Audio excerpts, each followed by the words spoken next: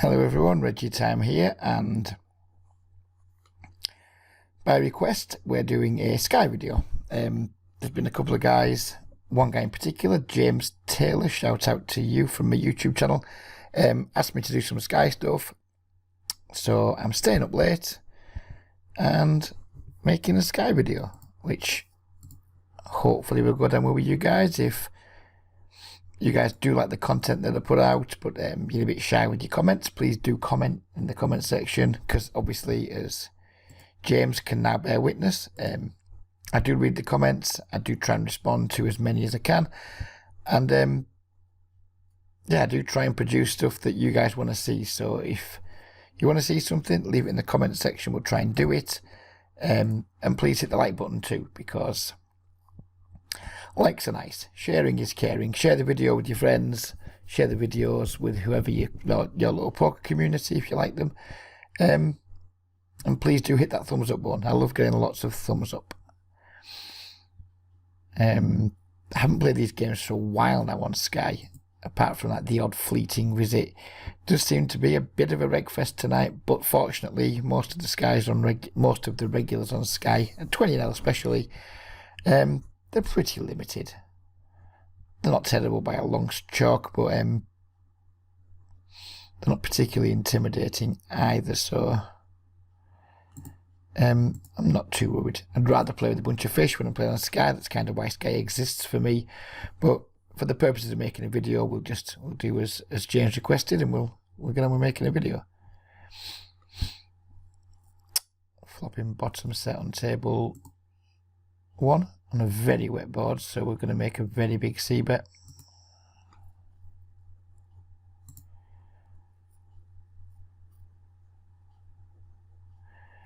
And we get the forward suit. I guess that board can't connect with him too much. For somebody's limped under the gun, somebody's like completed from the small blind.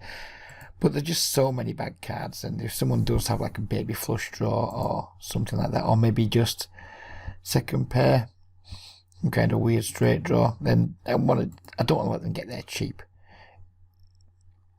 So we went for the exploitatively large sizing. There might be some hands during this that I don't explain too well. I might just end up doing things without explaining, and then not really get a chance to go back and explain. If you do see me doing something you think, what the fuck, please do ask in the comment section. But this is very fast. It's much faster than Unibet 25NL. We get less time bank on here, and we don't have a time bank, so we don't have any extensions, so the games do definitely play quicker. 4-tabling here is way quicker than 4-tabling on Unibet, so I am going to probably not give as good analysis of what I'm doing, but the wishes are my commands. Don't tell mum. Mediocre regular. We're not going to defend the Jack 9 suitor against him.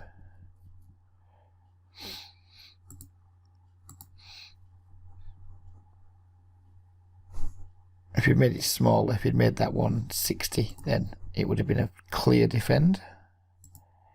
But not for £2. Just a call here with the ace jack. Limp call pre-flop.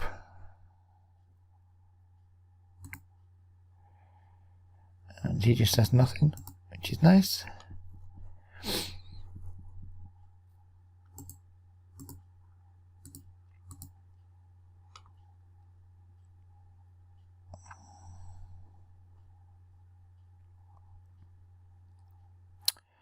Nothing on table 2. I'm going to bet here because we have the King of Hearts. I think without the King of Hearts I wouldn't be betting here. Again, we've got the King of Hearts, we can back into some flushes too, and we maybe just had the best hand and get to win all the time, or maybe we get someone to fold pocket 2s or something like that. Without the King of Hearts I wouldn't be that confident making that play, but with it, it just gives us that extra little bit of insurance against somebody having something that they don't want to fold.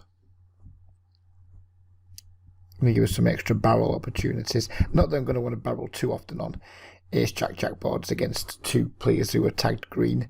It's not going to be like the most exciting thing in the world I'm going to want to do, but it does give me more options in the hand should I want to take them.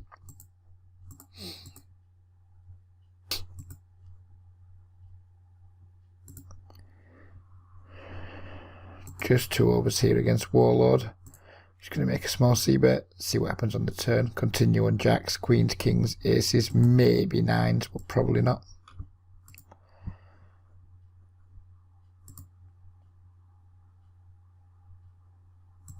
He does call, we get a really bad turn for us.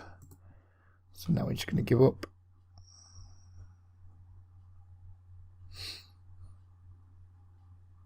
He bets, he takes it.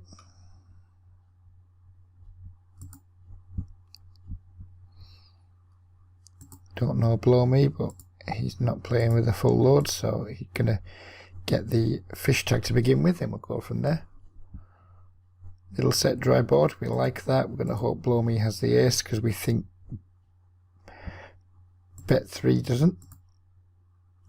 A squeeze with the ace jack, with the ace 5 suited, sorry, over the limpers. Looks like we're not going to get paid now on table 3 once blow me doesn't call. I think it's very unlikely that this regular here is going to call. He doesn't see bet with the fish in the pot. Probably doesn't have an ace. Middle pair, backdoor flush draw, but we got 8,000 callers on table 2, so we're certainly going to be checking back this flop if our opponents allow us to. Which they do. We're going to be hoping for a green one or a 5. I'd take an ace 2.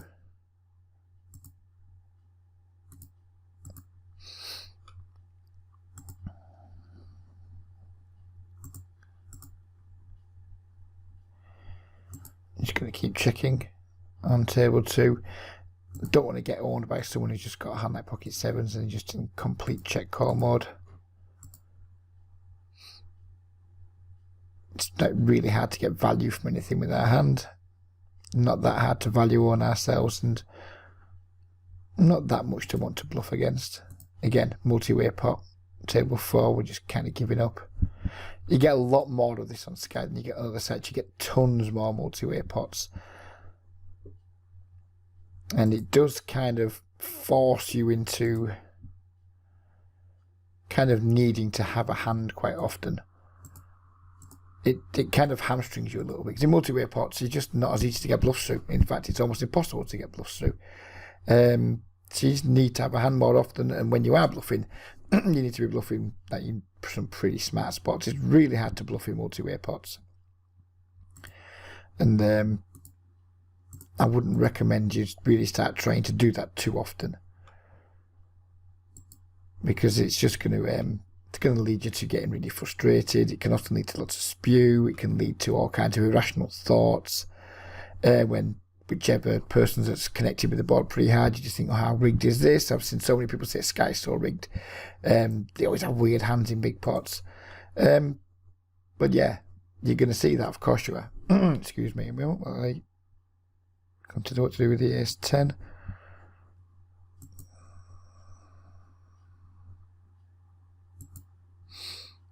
Did cross my mind to squeeze, but I don't think we're going to get enough folds, and then we're going to be out of position with a weakish ace.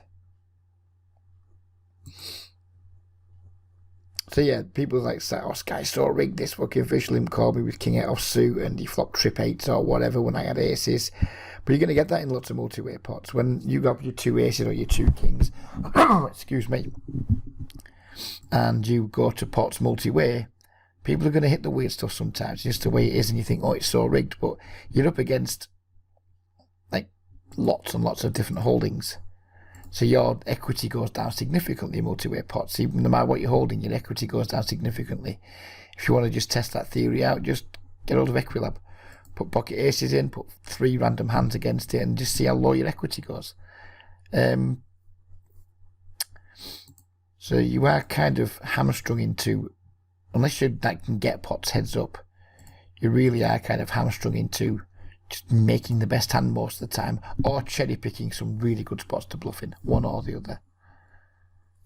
But you're not going to be able to bluff with a particular high frequency, but that does mean you're going to get a value bet with a lot of success. So we're we are compensated by like the reduction in our ability to bluff by the whatever the opposite of reduction is, the whatever.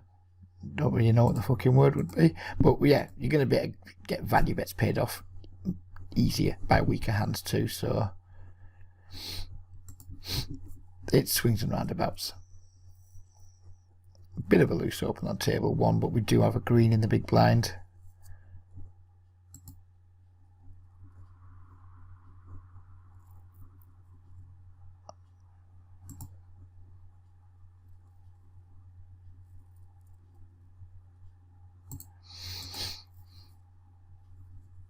And we completely brick.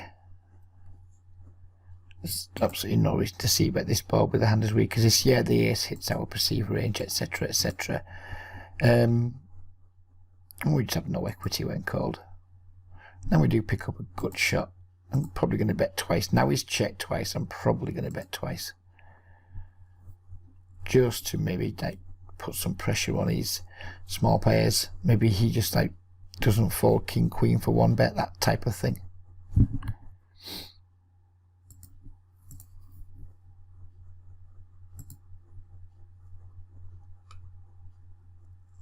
This deep table doesn't seem as good as I first thought it might be. Oh, that's table 3, by the way, the deep table. We have this bench you I didn't recognise, but don't seem to be doing very much. And you have these like pretty moderate regulars.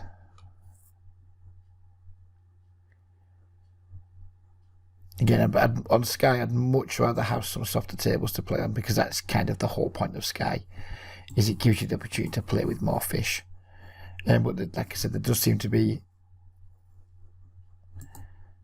a relatively, well, not so much a heavy reg presence tonight, just not much of a fish presence, which is unfortunate, but who cares?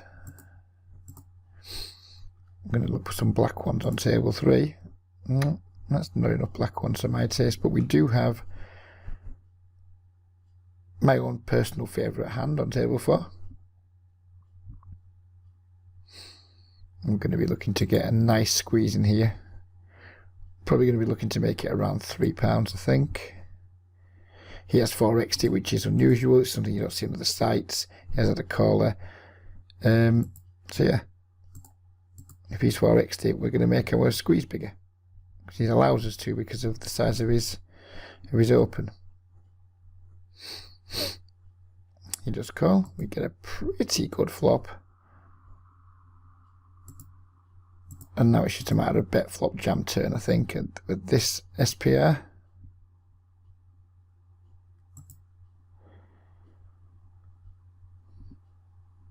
Oh well, I'll just bet flop and take it down.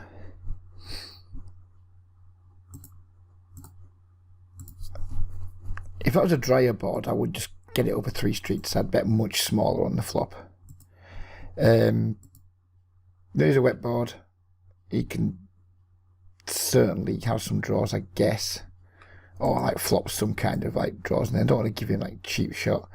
And if he's got a hand like jacks, queens, tens, he's not going to fold it, so I might as well just make it a little bit bigger.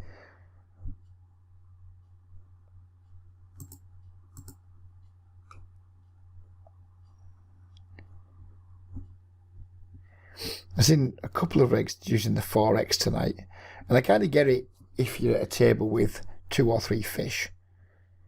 I don't get it if you're at a table with 1 fish and 4 regulars. And I've seen them doing it under both situations, which doesn't make sense to me. If you're at a table with 3 fish and 4x in your entire open range, no problem. No problem whatsoever with that, just for value, etc. Build a big pot with fish, all those types of things. But I've seen them doing it also where there's been 1 fish at the table and the fish is like already out of the pot. And then I'm just like, well, not really sure you want to be doing it under that scenario. But yeah, right, we can't fold here just because of how deep we are. With Jack 10, it's a miserable hand to play out of position to a 3-bet, but given we're super deep and making the nuts goes way up in value, and Jack 10 makes quite a lot of nut straights. Tempted to check raise on this board, but the problem with that is that bench hasn't been doing very much. We've already noticed that. I'm going to just call once and just try and spike, and then hopefully win a massive pot. Now we turned an open ender. If he bombs it here, we're just going to fold.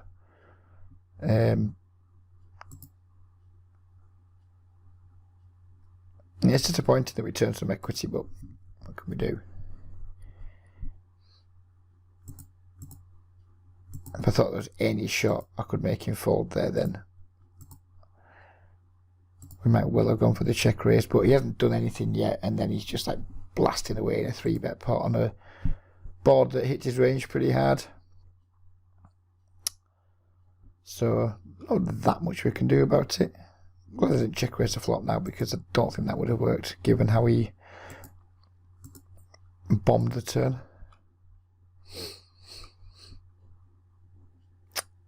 Yeah, so I may be looking for an alternative to table 3 in a moment. Below me is sitting in, sitting out, sitting in, sitting out. And we just got some very dull regulars. Let's have a look and see if we can search for this bench. See if we can see how many tables he's playing.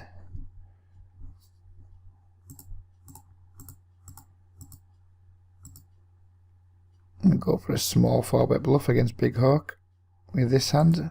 I think it's sort of hand I don't mind 4-bet bluffing with. It's got obviously the ace blocker, which is nice, and it's going to flop It's going to flop nicely too when he does defend with a call. What's he called? Benji99. Let's see if we can find him. He's only playing 1 table, so pretty likely he's not going to be a skilled regular. But just because he's only playing 1 table, it doesn't necessarily mean he's a fish either.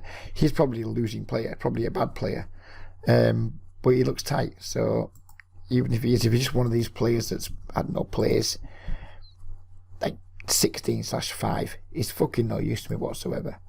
You don't win big pots versus them guys very often. They're just there. They're just empty seats, aren't they, basically? So yeah, then below me sitting out again. I can't be arsed with this table. It's fucking rubbish. So we just get rid of it. Pair on a flush draw table. 4.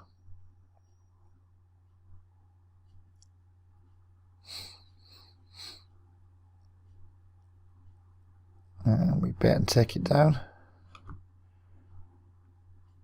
Let's see if we can't find another table that might be better than the one we just left.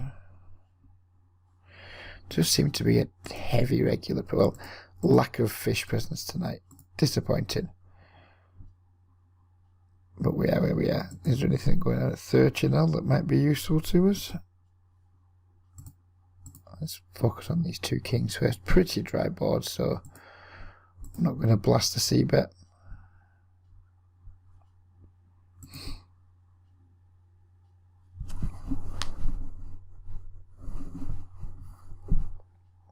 We might just end up 3-tabling for a little while here, because there don't appear to be any better tables than the one I just left. As you can see now, look at that table, it's just all regulars with the one potential fishy guy.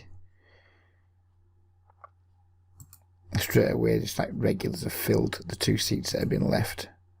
So I don't think it's a particularly good time to be playing, but whatever.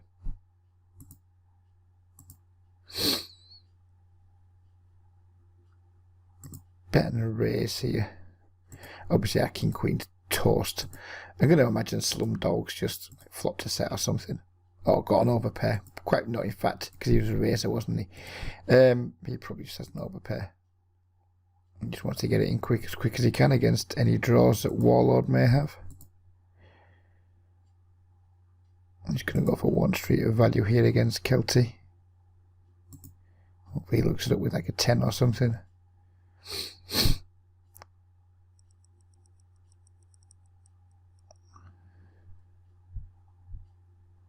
Set over set. There you go.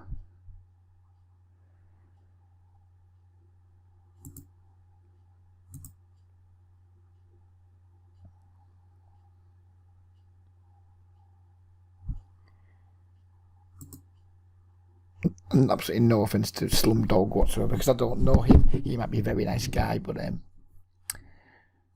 we're always rooting for the underdog in those situations, aren't we? And I'm very pleased that Warlord got the job done, given that Warlord's likely to be a losing player.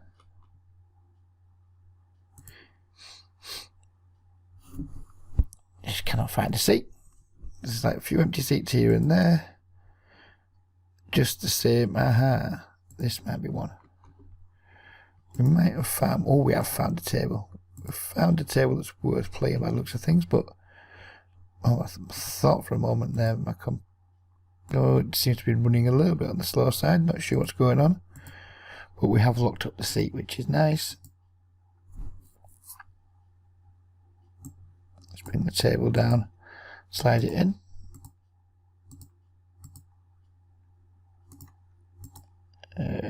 Good squeeze with the ace-9 off, but we're just going to let it go.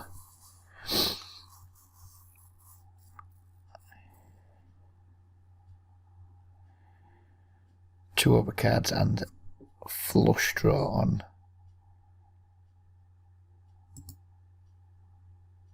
table 1, and we get led into. Just going to call, take our odds, see your turn. Pick up a good shot to go with there. Flush draw and 2 overs. And we brick out.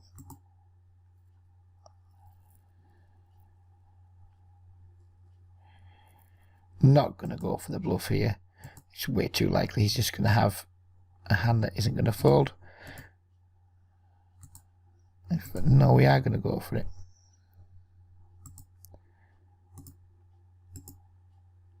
No, he did have a hand that wasn't going to fold. He had the straight. Wow, we had us in all kinds of trouble there.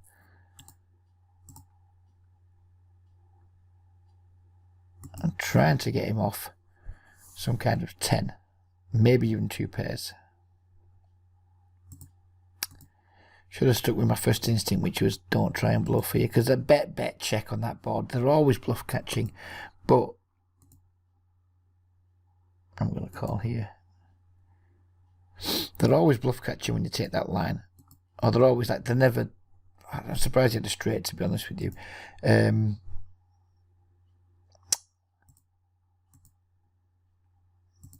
No, I have to go for it. I just have to go for it because of the fact that if the board didn't come to 6 on the river, if the 4 straight didn't come and it just bricked off, I wouldn't have gone for it. But when the straight gets there and he checks, yeah, we just have to go for it. Not going to get result orientated. He just doesn't rate to have a straight or a flush there. Don't tell Mum going for the big 3 bet. Well, let that go. He seems to be sizing everything up, which doesn't seem good to me. But with all due respect, well, say that and then I'm going to say something disrespectful. I've never rated that particular player's game, even though I know he makes a lot of money because he plays out 8,000 tables and makes an absolute ton from priority. And probably makes money at the tables too, I would guess. I've never really rated his game. He's a strange character. But he's found something that pays for him, so who knows. But like, when you're opening 4x like he is, when you're making like 11 big blind 3 bets in position against 3 big blind opens, stuff like that, I'm just like, really? It's not something you see good players doing on other sites, ever. Or rarely ever. So when I see these things, I just think, well, you know, he's probably not the world's deepest thinker. And that's not to say I am. He might think I'm fucking useless too, who knows. Yeah, but when I see things that don't really ring true with what other good regulars around other sites are doing, I have to assume that someone's not that good.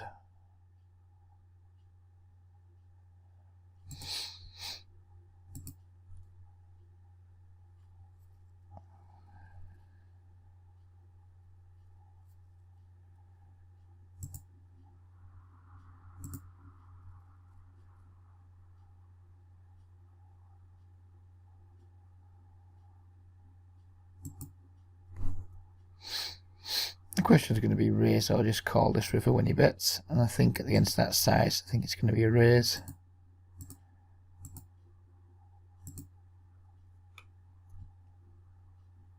If he 3-bets, it's a trivial fold. No way he's 3-betting worse. Going to call with all these 2 pairs, etc.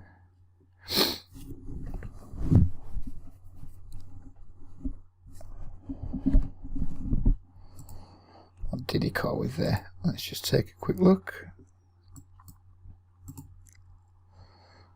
9-8. What was 9-8? Was it 2 pairs? Yeah, it was top 2 on the flop. Oop. Just quickly cycle through all these. Probably don't have time to go back and check too much on these games. And check through with the ace queen. He hasn't bluffed this time, so he hasn't bet this. So he might have a deuce or a 3 or something and just win. No, he just decided not to bluff this time.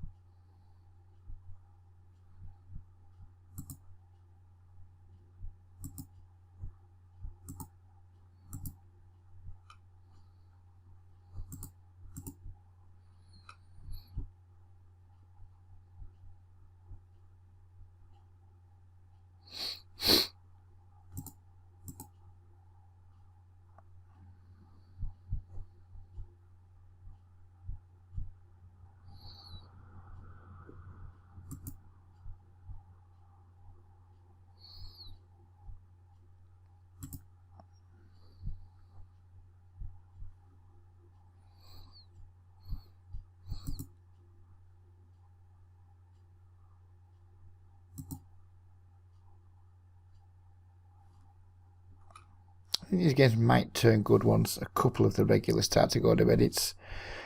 We're making this video on a Monday night and it's midnight, so it's actually Tuesday morning, I guess.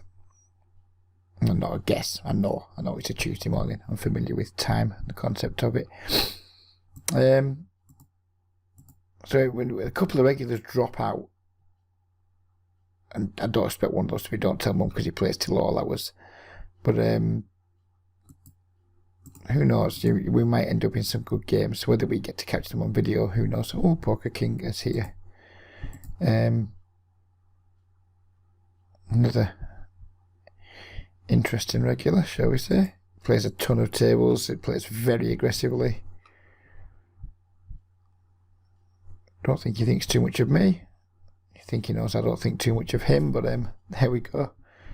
He's got into it at the table with me a couple of times for no particular reason, to be honest with you.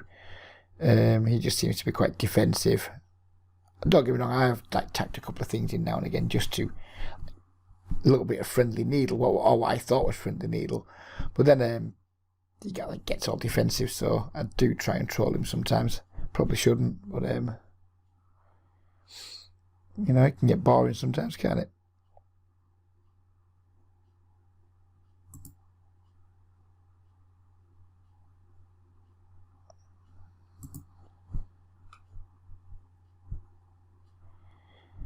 I mean, if this is the state of Sky, then there's no real reason to be here. I used to be a strong advocate of when people said where should I play, Sky was always where I said. But if this is a true indication of what Sky's like on a daily basis these days, then there really is no reason to be here. You may as well be on a different site.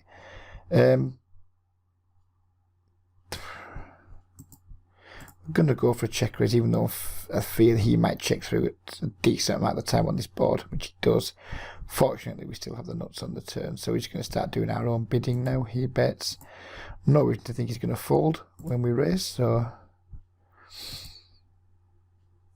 we will go for a raise. Squeezing the 9-7 suited. On table 1, our image should be super clean. We get it through.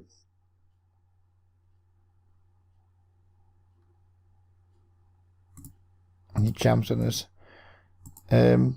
Obviously, trivial call. Sadly, it's chop. Was hoping he had 2 pair or something, or maybe a worse straight, but it wasn't to be.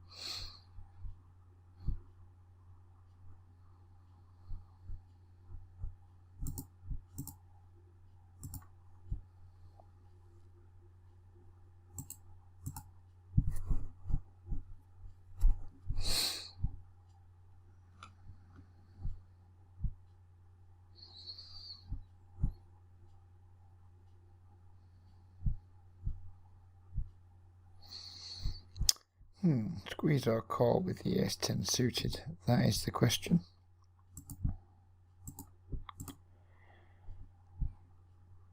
He's just a little bit too strong to squeeze, and then I wouldn't really want to fold if we got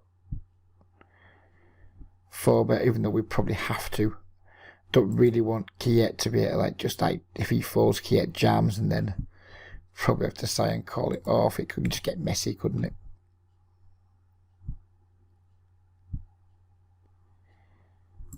Better raise and play for all of Kiet's chips. He's only got 50 big blinds. We've got like an SPR of 3 against him. Don't really see how either of these guys can have a deuce. Who knows, they might be able to have a deuce, but seems unlikely. And if he jams, we just hope he doesn't have 2 9s and we're drawing dead.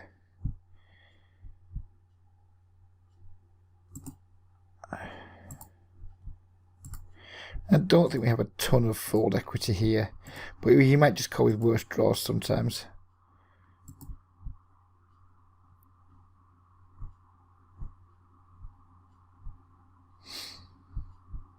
And if he has pocket 6s and stuff like that, I expect him to call. I thought I'd put him in.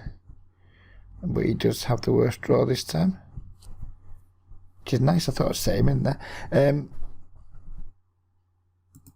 Yeah, if he had a hand like 2 6s there, I wouldn't necessarily expect him to fold. But as it was demonstrated, he can sometimes have worse draws. Sometimes he can just have like some random, who knows what, that floated the flop and then folded. Now, who knows, King Queen or Ace Jack or something like that. Ace, who knows what, but you can certainly have worse hands there, or some better hands that might fold. Worse hands that can call for sure. It's a bit of a dicey spot, but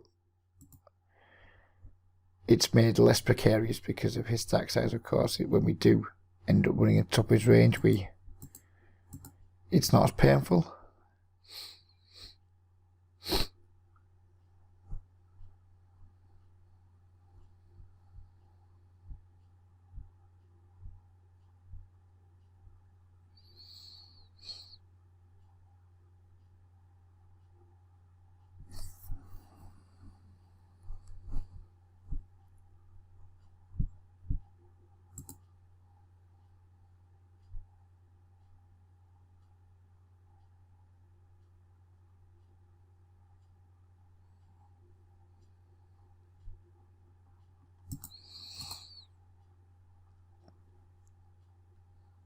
The pace of these games isn't too bad when every table's full.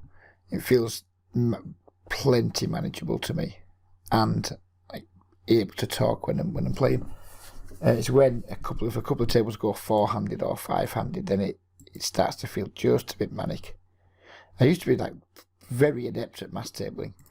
Back in the day, like pre-Black Friday, I used to be able to like play 16 to 14 tables on iPoker. That's what it's capped at. I could play 16 tables, no bother on PokerStars. Now I'd have fucking no chance. But I was thinking much less about the game back then, Mike. You're going to think back to how bad I was compared to how well I play now. Even though I was making money back then, it just goes to show you how much softer the games were. I was able to play like 16/14 over 8,000, over as many tables as I could possibly put together, and still absolutely print money. It truly was a different time.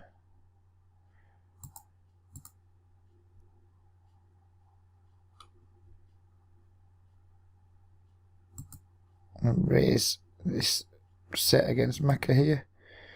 I mean, you can have the 5 deuce, I guess. Don't really want to face a 3-bet. Oh, that's what I didn't want to face. Now I'm a little bit sick. 5-6, 5 deuce. We're just going to fold.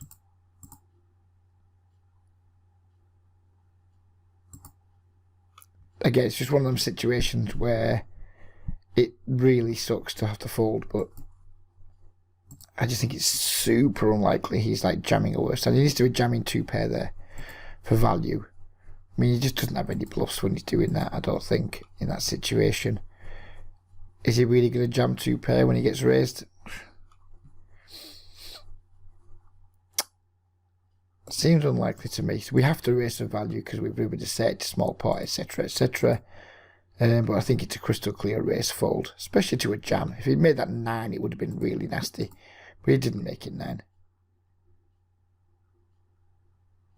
He made it, all of it.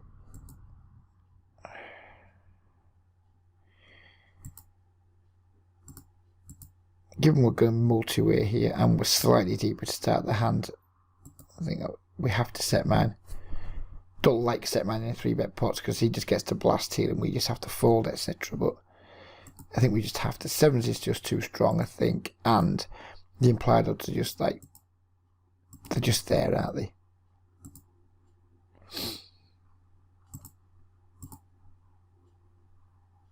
And who knows, 7s might just be the best hand. Don't want to have to pay to find out, but I'm certainly happy to take a free showdown and just hope to win here. We might not. We might lose to pocket 10s or pocket 8s, but it's king and deuces. We'll take that.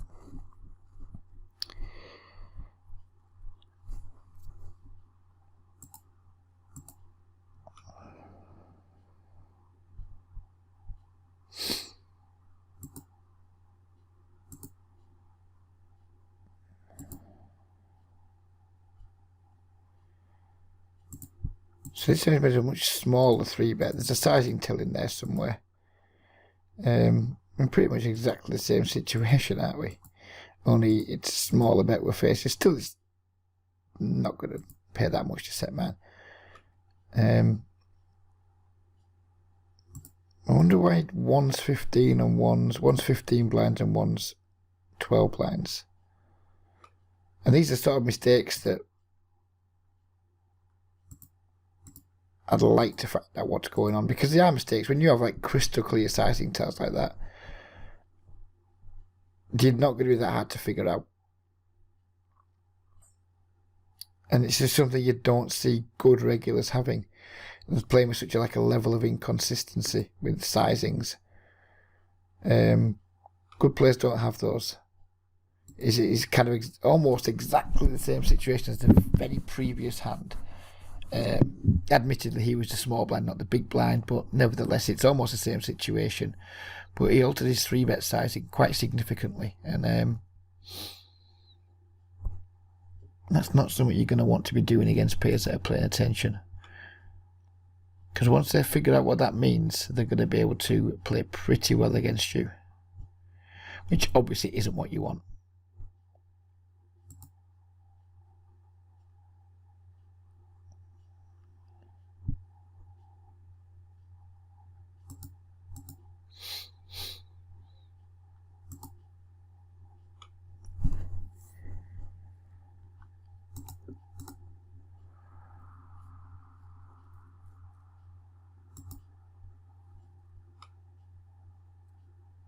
I would say the standard of play from the regulars in the 20 and 30NL games on this site, I would say it's probably like 2012, 2013 standards.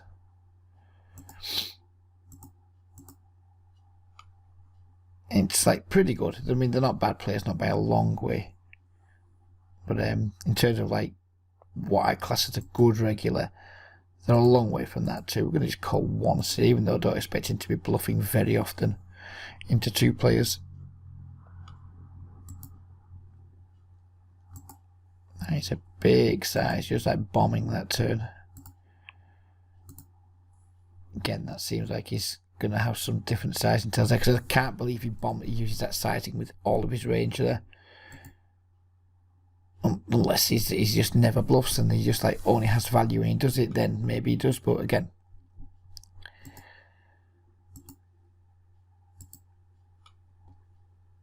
you see some things on here, usually with bet sizing, that just gives you a little bit of encouragement that the guys you're up against aren't the deepest of thinkers.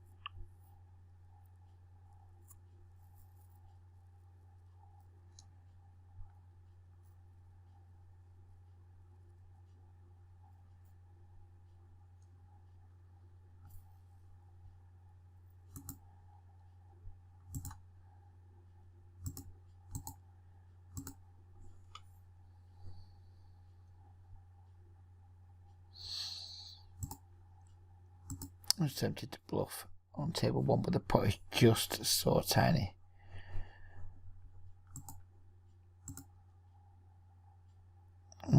Small flush draw, two-way straight draw. Guess we have to see the river, given how small the pot is.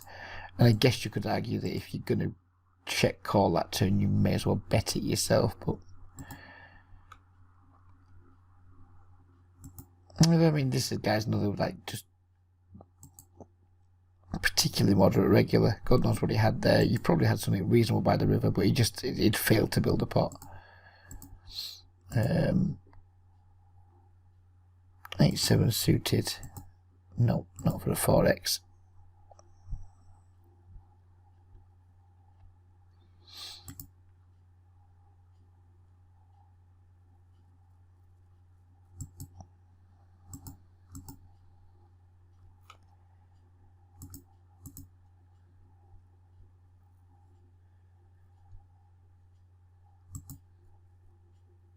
Yep, I don't think I'll be back to play these games anytime soon. I think we'll be sticking to Unibet after making this video.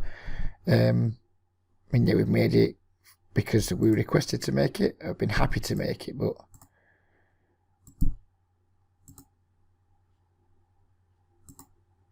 yeah, there's nothing that's made me feel compelled to come back same time tomorrow and try again.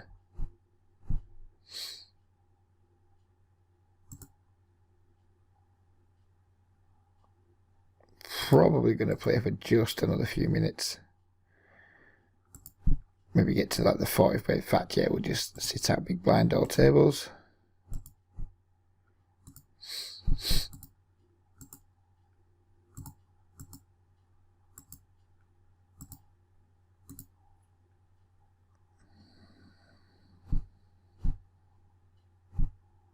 if I was going to come and play on this site, I would probably just table start and bum hunt really hard, because playing on a site like Sky where the rake is higher, where the rewards aren't there for like low volume play, and then 4 tabling against a bunch of regulars, it's just fucking stupid. There's no reason to want to do that.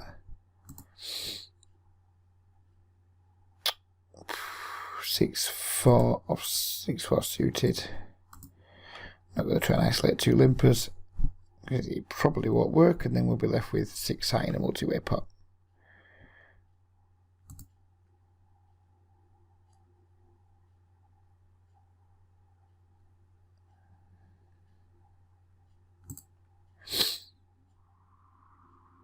I'm just going to stick around when we leave the tables and see who joins. Yeah, still just regulars. Albeit, as we've already discussed, not particularly good regulars, but nevertheless regulars.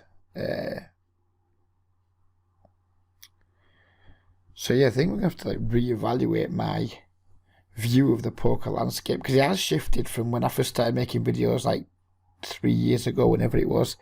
The landscape's shifted now. I think the playing field's getting more level. Stars has certainly got a little bit softer. Party poker's certainly got harder. Unibet's got a little bit tougher. Sky's got a little bit tougher.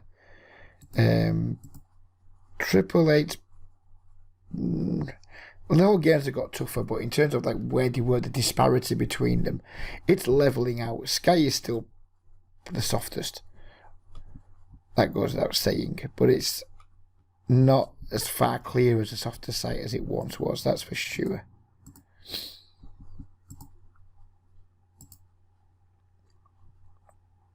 And I'm not sure how much traffic's holding up either. I haven't checked for quite a while, but I don't think its traffic's holding up too well, too great.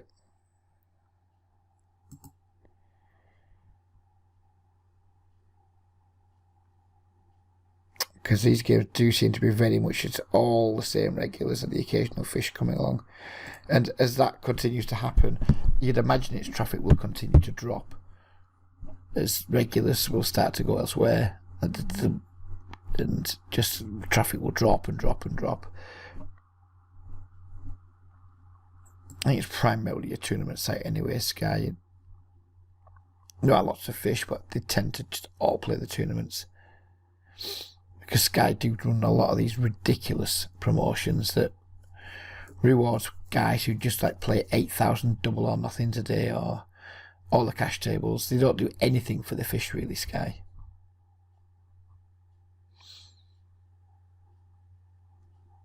So yeah, it's been an interesting video to make, because it's given me a chance, given me a reason to take a look at Sky again for the first time in a while, and I haven't seen an awful lot to like, to be honest with you. Maybe the lower stakes, maybe 4NL, 8NL, the games are still mega soft.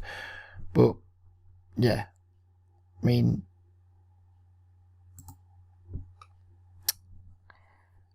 I wouldn't be advising you guys to deposit here right now. If you're a UK player, I would say Unibet would be a better option for you. Triple Eight would be a better option. In terms of like getting slightly more volume in, and game quality being very comparable. Yeah, so there we are. My message from this is Sky isn't what it used to be, and who knows where we're going to play in future. Well, I know what I'm going to play. I'm going to be playing on Unibet, but yeah, I used to direct people to Sky. So that's not something I'll be doing going forward. So yeah, hope you've enjoyed the video, James. You've got what you asked for. You won't be getting another one anytime soon, sir, but yeah, hope you all enjoyed the video, and we'll be back soon with another video from who knows where, doing who knows what. Bye bye for now.